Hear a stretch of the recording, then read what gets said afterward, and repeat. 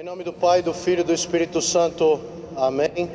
Meu irmão no sacerdócio, meus irmãos em Cristo.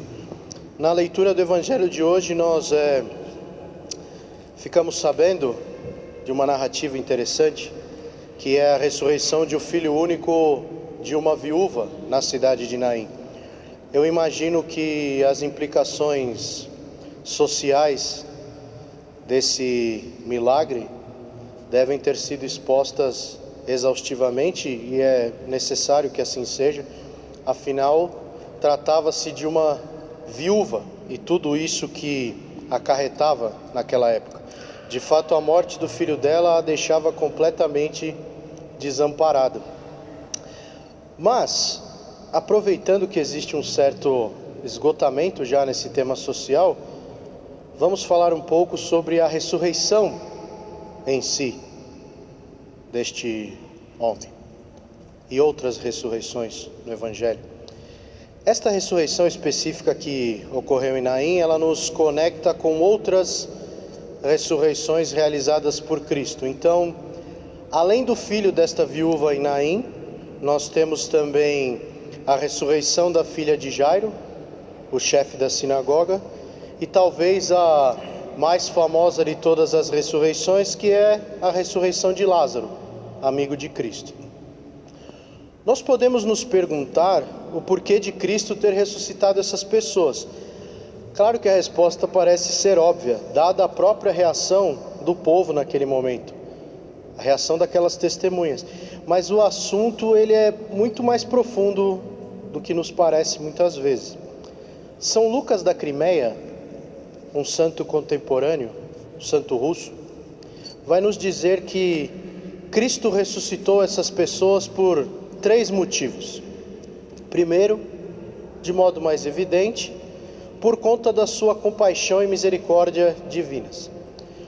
Nós percebemos nas próprias narrativas que Cristo sente-se profundamente conectado à situação daquelas pessoas.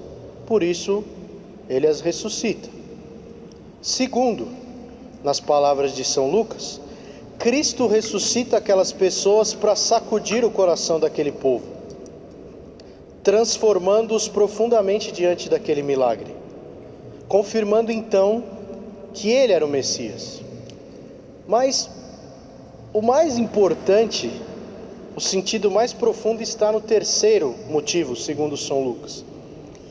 Cristo ressuscita aquelas pessoas para garantir a nossa própria ressurreição futura. Ali, Cristo se apresenta diante do mundo como o Senhor da vida em sua plenitude. A morte não seria mais uma barreira para ele. Ele destruiria a morte com sua ressurreição. E é através dessas ressurreições, Lázaro, a filha de Jairo, o filho da viúva, que ele nos mostra que está garantida a nossa ressurreição futura. Desse modo, ele estende a ressurreição a todo o gênero humano. Ressuscitaremos como estes homens e mulheres ressuscitaram, porque Cristo quer que seja assim. E ele demonstra que tem poder de fazer com que seja assim. Ele demonstra nessas narrativas. Ele assim aponta para a nossa ressurreição futura em sua segunda vinda, onde ele julgará os vivos e os mortos.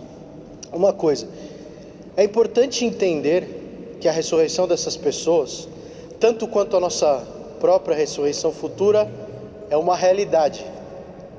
As ressurreições do Evangelho são um fato.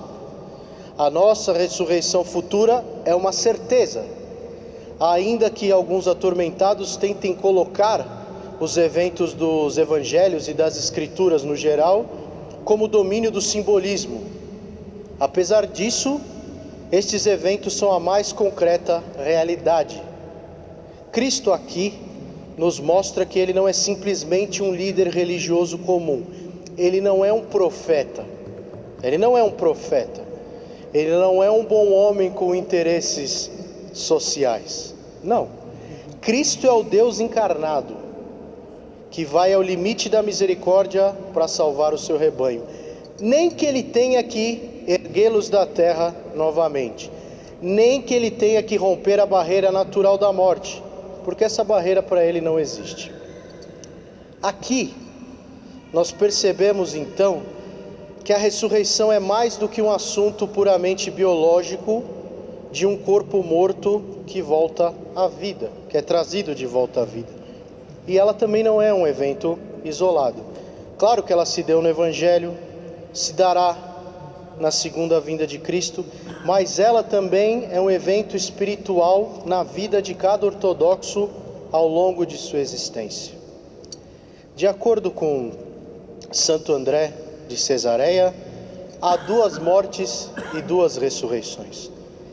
E esta primeira morte e ressurreição está conectada diretamente ao nosso estado espiritual. Vejam, o homem, quando escolhe o pecado, escolhe afastar-se de Deus. E estar afastado de Deus é a própria definição teológica de morte na ortodoxia. Então, quando nós pecamos, é como se nós estivéssemos comemorando a nossa própria morte. Quando nós pecamos, nós escolhemos voluntariamente a nossa morte.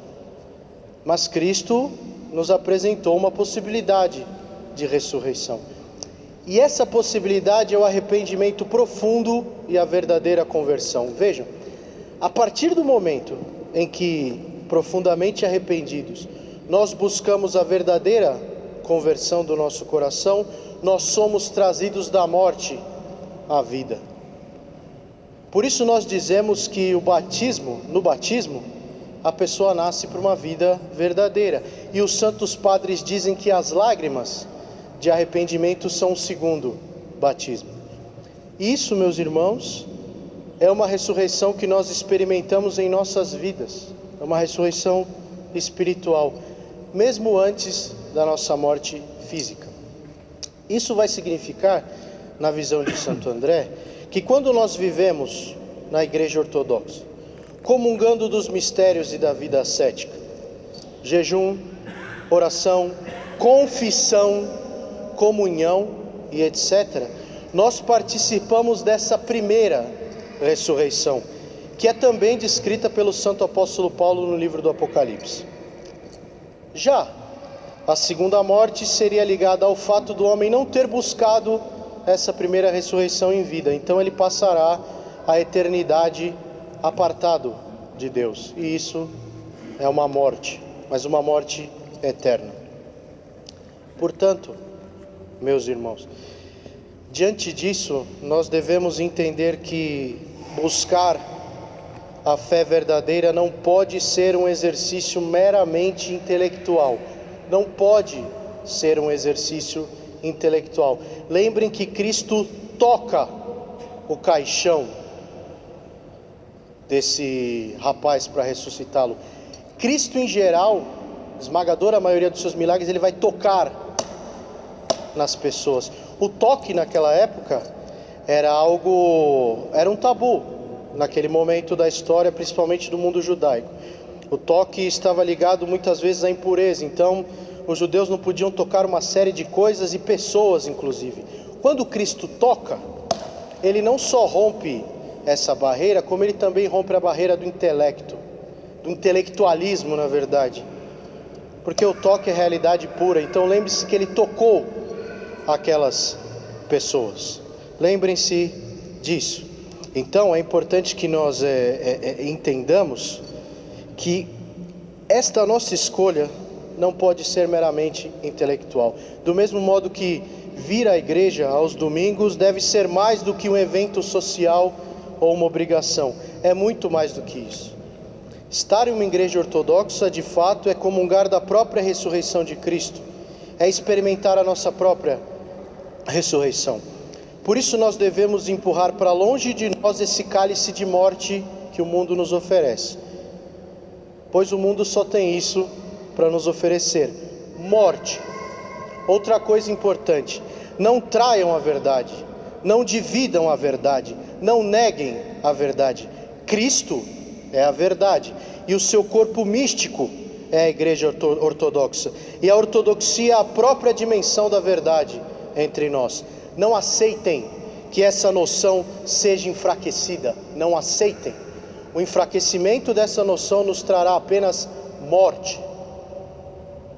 Mas percebam novamente que isso não pode ser um exercício intelectual, não pode ser uma simples hipótese. Nós estamos falando de Cristo em pessoa. E se nós cairmos, é somente Ele que tem a capacidade de nos trazer de volta. Como Ele fez com todas as pessoas que Ele tocou enquanto estava entre nós. E como Ele faz ainda agora através de sua santa igreja. Em nome do Pai, do Filho e do Espírito Santo.